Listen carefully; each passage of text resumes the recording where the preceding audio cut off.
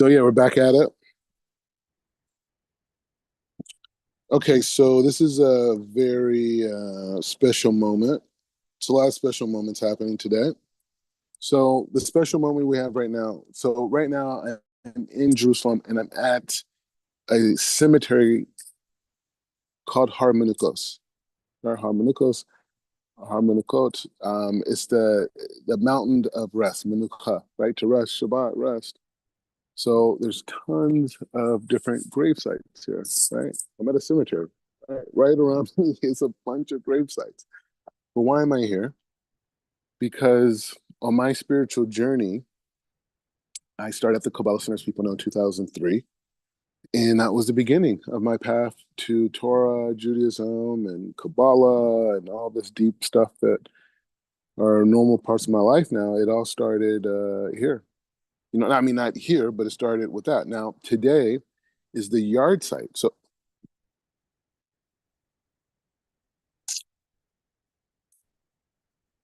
yeah, so today, so, so the idea is to say like this. So, okay, so I'm gonna backtrack a little bit. So the thing is like this. So right now I'm at a cemetery named Harmonukot, right? It's in Jerusalem. So why am I here, right? Why am I at this particular place?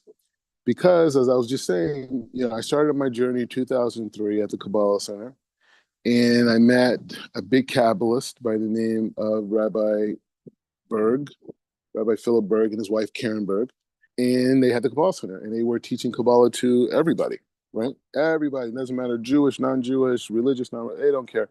It was just whoever wanted to learn wisdom, they wanted to share it, right? Now, the significance of Rabbi Berg, who I learned from for several years, every day, right, and really was the impetus of basically who I am today.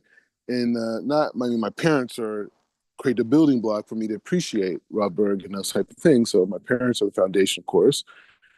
But the Rob Berg, the significance of Rob Berg is that his teacher, Rabbi Brandwein, was the main student of Rabbi Ashlag, right? And Rabbi Ashlag, as we know, was the progenitor of so much Torah and or our understanding of the Kabbalah and in many ways revitalizing or I don't know how you would say it, but anyways, the point is like this: it's like that, right? So today is the death anniversary of Rabbi Brandwein, right? And this is when he left the world. So I decided to come and visit his gravesite, and so we're here right now, so you can see it.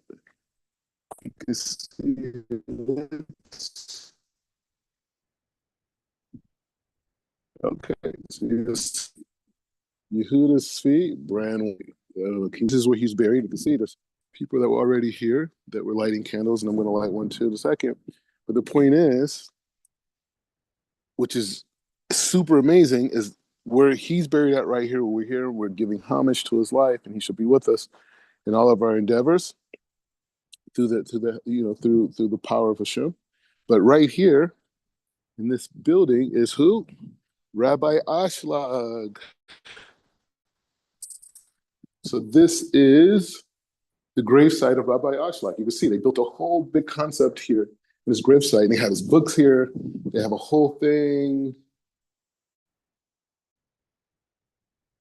Yeah, right? And so you see Yehuda Ashlag, yeah. So anyway, so this is his gravesite. This is actually where he's physically buried. So we're physically here with Rob Brandwein. And so, the thing is, as we know, we don't pray to anybody but Hashem, right? So a little bit of Tehillim, because that's what we do. We want to, right? Again, we don't pray to, people and that type of thing. So anybody who has the thought of that says. So there's two ideas on the concept of gravesite, right? In terms of connecting to people that are no longer here, right? So we have one example with Moses. He was standing on Mount Sinai, and on Mount Sinai, he asked Hashem to have mercy on the Jewish people in the merit of Abraham, Yitzhak, and Yaakov, right? And so this merit, I'm just giving some candles, so we can light some candles here. So in that merit, God forgave the Jewish people for building the golden calf, right? So here you see here we're putting down a candle. We're gonna light this candle, in the merit of Rabbi Brandwein. I guess we probably should take it outside to Rabbi Brandwein. But the point is just saying that, so that was the idea, right? That was the idea is that, right? Is that second idea, right?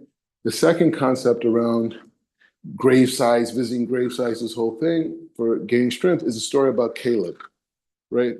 So the spies go into Israel, and two of them came. There's 12 of them. Two of them came back with good reports. The other 10 bad reports. The two that had good reports, as we know, was Yehoshua ben Nun and Caleb, or Caleb, right? And so what's significant about that is the fact that Rashi says in the commentary from the Midrashim that when Caleb came into Israel, he went to Hebron, right? Which we may go tomorrow. We may go to Hebron tomorrow, but right now we're here.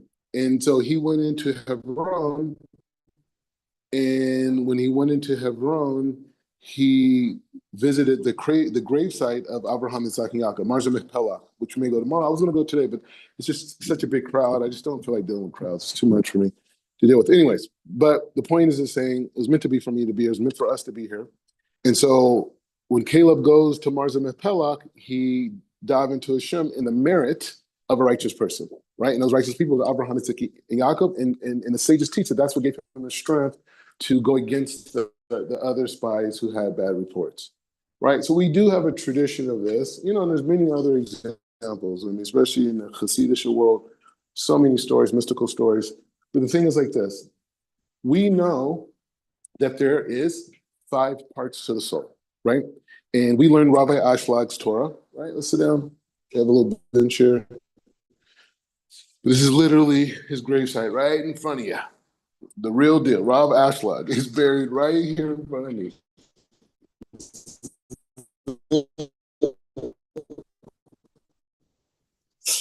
And so let's talk a little bit about Rav Ashlag's Torah, right? So Rav Ashlag, he talks about, as the Kabbalists have talked about for millennia, 5 parts, right? The Chaya Yakida, Neshama, Ruach, and Nefesh, right?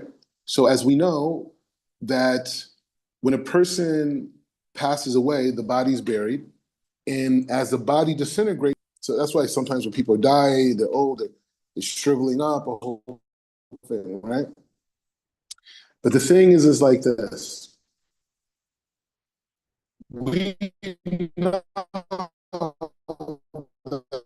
that soul is going to be reincarnated, right? We know that there's going to be a reincarnation process. We know that process of reincarnation is going to happen.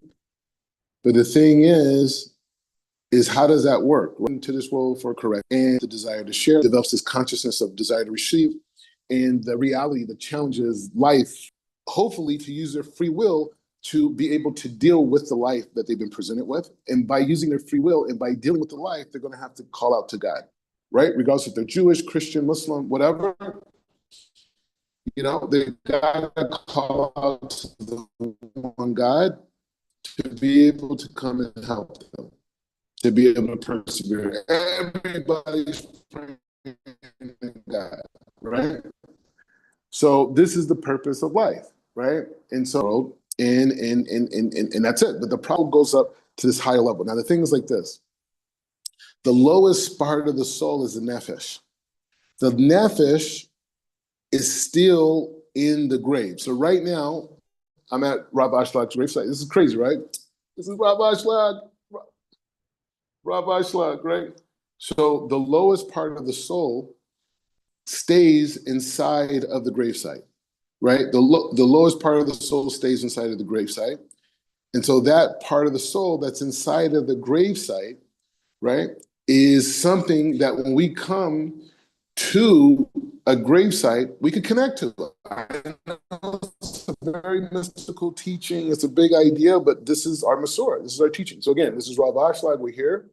And we're here because outside is buried his best student, which is who? Rob Brandwein. Who's Rob Brandwein? Rob Brandwein was Rob Berg's teacher. Who's Rob Berg? Rob Berg was my teacher. That's how I got into Torah. So we're at Rabbi Brandwein. And so as you can see, we're going to put a candle here. And I have all of, not just me, but all of my students. We're all in this together. And so we're all learning Rav Ashlag's Torah, and we're learning Rav Ashlag's Torah. We're learning Rob. You're literally in the phone right now. I had to sit it down in this thing, so it's like the phone's literally like inside of his grave right now.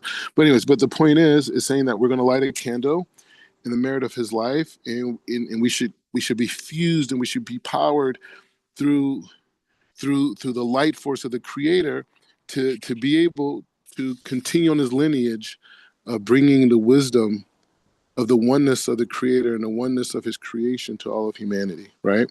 And the reason why I was able to start learning Kabbalah as a person who was not, you know,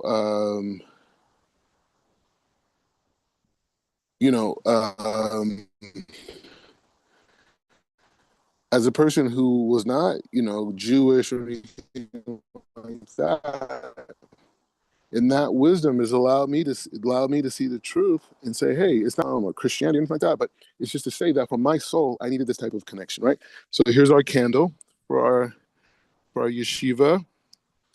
And wait, can you see that actually? Maybe you can, I don't know. I don't know. We're working on it. Anyways, so the point is so we're here, right? And so we're with the rabbis, and the key thing, and why this is so incredibly important, is because we are a part of this lineage. You see what I'm saying? It's not like, we just read about somebody over there. No, it was really from teacher to student, and we're learning the same Torah right now. Me, all my students, we are learning the Torah of Rav Ashlag, who's buried here. We are with Rav Ashlag. My hand is on his gravesite. He gave his life to bring this wisdom to the world. Rob Brandwein gave his life to bring this wisdom to the world, right? And Rob Berg gave his life, him and his wife Canberra gave their lives to bring this wisdom to the world. And now we have the same responsibility to bring this wisdom to the world. And as we were talking about yesterday in our class about prayer, we were learning Rabbi Cook, we have to transcend the bounds of the world that we live in, because the world that we live in is a construct, right? They tell us, become a millionaire. Okay, I become a millionaire, now what? Oh, you could buy a bunch of stuff now. What does that do for my soul? Now, if I'm using $1 million to bring charity to people and help and to build homes and orphanages and feeding the sick and provide, okay, fine. But in general, outside of that, right? Outside of that, what is the purpose of becoming rich? It's a lie. It's a lie. But we have to support our families and we have to help those in need. And if God blesses us with abundance, he only gave that to us to help other people, not to buy Bentleys and Rolexes. And from the suburbs, right? The biggest, the inner city is so rough, it's not the place to be. You know what I mean? Like everyone's like, I'm trying to get out. But the reality is the suburbs are no different. The only difference is they made it into a jacuzzi. They made it comfortable. Right? They made it comfortable. But the same complacency, right? And so that's the challenge, that illusion that tells us that, hey, this reality is going to fulfill us. It's not. It's not designed to. So we have to be in the mindset to be able to really think critically about the life that we're in, right? And what we're doing and how we spend our time and where our efforts, where we are living in a way that, we look back on our life and say, hey, what did I spend my whole life doing? Yes, we have to support our families, especially us men, right? We have to support our families. We have to make money. That's spiritual, right? But past that idea, we have responsibility. Look at all these people. They're all buried here. Most of these people in this particular area, right here, this is so you see over here, I don't know if you can see, you see Baruch Shalom, right? So that was Rabbi Ashlak's son, right? Over here, where you see Rabbi Ashlak is buried here. Right here is his wife. His wife is she's buried outside the neighborhood. But the point is that she's here, right? It's just, I don't know, I know liberals is funny stuff. But anyways, but the point is the thing, this is the thing. So I have a close friend of mine, there's a rabbi here named Rabbi Gottlieb, he's in Telstones here in Israel, and I spend time with him. I have pictures with him, whatever. But a close friend of mine, Adam, I haven't talked to him in a while, but hopefully we're still good friends, right? But the point is, he studies with him. So I study Kabbalah from the aspect of Rav Ashlak from Rav Berg and Rav Brandwein, and my friend, he studied from the standpoint of Rabbi Shalom Baruch, right? Baruch Shalom, right? So it's different perspectives, right? But we're here, right? And we want to be able to honor people's deaths. So I'm looking for a Tehillim here because I want to read Psalm 67. If you want to join in, I need a Tehillim here. Hold on, wait 1 second. I'm just putting the phone on the bookshelf so I can look at this for 1 second. Okay, let's figure this out. So yeah, so this is a very big moment, for me, obviously, and it's just, it's this time, and we're in a period of Chol HaMoed, right? We're in a time period of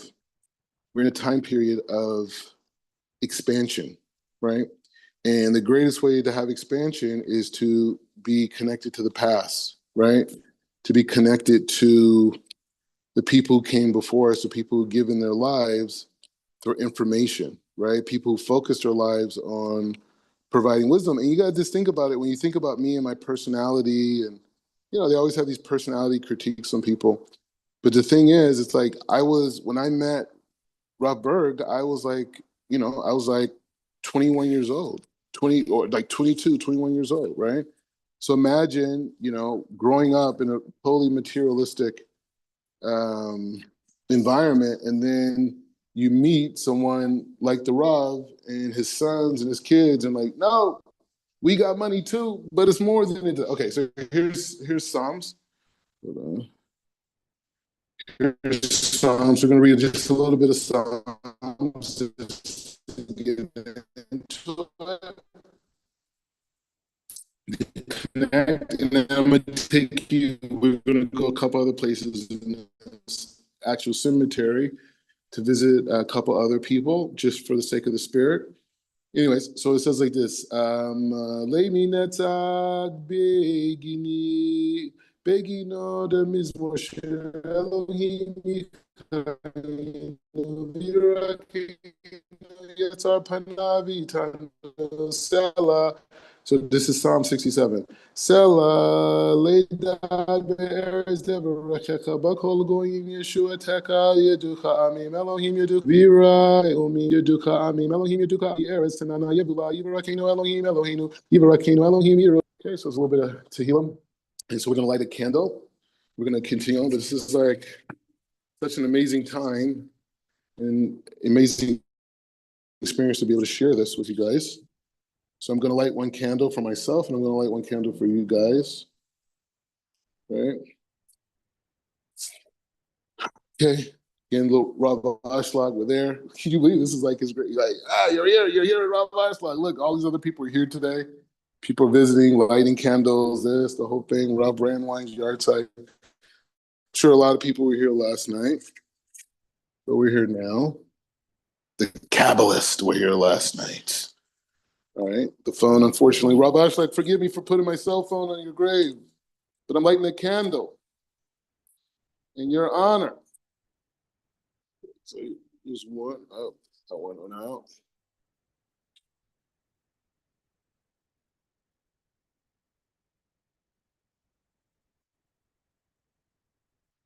Candles are going out.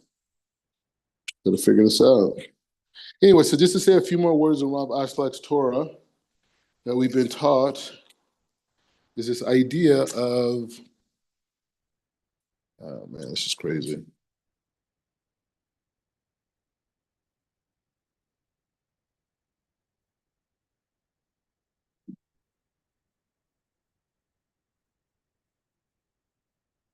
Okay.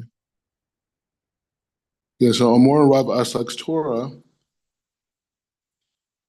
So, one of the things that when Rav Ashlag talks about Kabbalah, and we learned it in his introduction to Kabbalah and the Zohar, is this idea of saying that, the history and the mysteries of the depth of the Torah, the fear is that it will be lost, right? And people wouldn't have access to this wisdom because they forgot about it. It's like something from the past, something that's no longer here. And so I want to say just a quick another prayer at Rabbi Brandwein's. Again, Rabbi Brandwein, we're here with you. But I just want to say the Ana B'Koach, which is 7 lines, and Ana B'Koach connects to these 7 weeks, right? So we have Hesed, right? So the Ana B'Koach, we haven't talked about prayers yet. We haven't started learning prayers so much. We've just been dealing with the issue of Hashkafa, which is the outlook, how to see things, what we should be aspiring to, what the idea is, what this technology is here for, right? And as we ingrain that into ourselves, then we could go into the other parts of the technology itself to access that power, right? So I'm going to say the Ana B'Koach, which is 7 verses, and each verse is connected to one of the different spheros. So we start with Hesed, Gevurah, Tiferet, Netzach, Hod, Yesod, and Malchut, and each of them have a particular meditation, right? So the first meditation is Hesed, and I actually learned this meditation directly from Rav Berg himself in blessed memory. And I'm standing in front of his teacher, right, at his teacher's gravesite, right, and his teacher's gravesite, right? See, they got windows there. So the first line is Hesed, and Hesed connects us to the energy of sharing. It connects us to the energy of giving. It connects us to this aspect of the inner self giving. So Hesed is Ana Bekoach Gedolat Yemedeka Titir Sirah. And so the first letter is this Aleph Bet Gimel Yutaf Sadik. And that energy, those combination of letters connect us to this aspect of the inner aspect of our endless ability to share and to give and to be totally connected, right? And so the next level underneath that is Gevurah. Gevurah is Kabel Rinat Ameka Savenu Terena Nura, right? And so the power of these combination of letters, they literally spell out Kuf Resh Ayin Sin Tek Nun, Shin Tek Nun. This combination of letters literally spell out Karas Satan, which means at this level in this meditation we could remove the Satan from our life. Right, this is big stuff. I didn't tell you I knew this, huh? And so we have the next level, which is Tiferet, Na Gibor Doshe Yimedeka Kavarat Sharim. And so Nun Gimel Dala Yutkaf Shin. So the Tiferet connects us to that balance, that total connectivity to the endless light. So this is the way, these meditations are how you access this energy at all these levels. One thing to know that the energy exists, but how do we access it, right? And so so that's the energy of Tiferet. Netzach, which is this concept of victory, this concept of perseverance. Baharam Taharam Rachamei Sikadeka Tami Garam, which is Bet Tet Resh Sadik Taf Gimel, which is the connection to the power of overcoming, the concept of being victorious forever. I don't think we're going to be able to make it to the other gravesites. My battery's dying. Cell phone drama. But either way, we're in the frame of Netzach, which is this idea of not just winning a battle, but winning the war, right? Netzach is eternal victory, right? And that's what we're shooting for, not just to win one of the battles. Oh, okay, overcame it. No, we want to remove the negativity forever. And so the next level is Hod. Chasin kadosh bovo tukana vela adadecha. Chet kuf bet tet nun ayin, right? And so that combination connects us to this aspect of our deep clairvoyance, our deep insight, to tap into Haruch HaKodesh, divine inspiration, the aspects of prophecy that exist within us by meditating on a chuf, I don't know, chet kuf bet tet nun ayin, right? Yeah. And so that combination, meditating on those particular letters, and we'll go into the Anna B'chok actually. Actually, you know what? We're going to learn that. Not. Yeah. Obviously, we'll do it. Maybe even not. Maybe today, since we're learning about prayer, I'm going to teach you the first prayer that I learned, which was the Anna B'chok. So we're going to do that. This is all coming together now. Wow, Rob Ashlagi, Rob, they're talking to us. Okay. So we are Netzach. So Hod we just did. And so Yesod, which we know is connected to the level of Yesod, right? Which is, there's a lot of elements to it. So Yesod is Ya'in Ge'ilim Ka Pinei Zakreya Kadishataka. Yud Gimel Lamed Pei Zayin Kuf. So that aspect allows us to come into the frame of being above the physical nature, right? Above the level of Yesod is above Malchut. We're in Malchut, the physical world. Above Malchut is Yesod. So we're in the level of Malchut, the level of Yesod is above. So we're connecting to that. In the level of Malchut, which is the level of manifestation, is Shavatenu Kabel Ushma Zakatenu Yadela Talamot. Shin Kuf Bet, Shin Kuf Bet Shavatenu Kabel Ushma Zakatenu Yadela Talamot. Shin Kuf Bet Tet Nun Ayin, right? And so that combination connects us to this aspect of control and influence over the physical reality, right? So this is the connection. This is the people we're learning from. We're learning their Torah. We're learning here. We're connecting. We're part of this lineage. We have to continue the work, right? We got to continue the work. We got to do the work. And actually, Otino actually inspired a lot of this today, because he sent me, I mean, I knew it was his yard site, right? But he sent me a message that was Yehuda Berg, who's a good friend of mine. He posted something his mom wrote. His mom's passed away, his father's passed away, but she wrote this about his death anniversary, Brandwein, after she, there's some interesting books here. She wrote a post.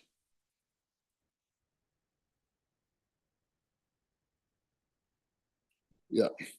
So she wrote a post years ago, and I guess her son reposted it today, and he sent me that. And I was like, you know what? I haven't been there in a while. That'll be a good thing to do today, right? Chol HaMoed. So here's another shot by Rabbi Ashlag. You can see the whole thing. And, may we all merit to have a tremendous end, where people in the future come and they get strength from the work that we did to give them strength to do the work that they need to do in this lifetime. And I'm just very thankful and I'm very appreciative. But we're going to have a class later on tonight. We're going to continue on with Rabbi Cook. This is just kind of like an intro thing or whatever, and we're just connecting to a very high level.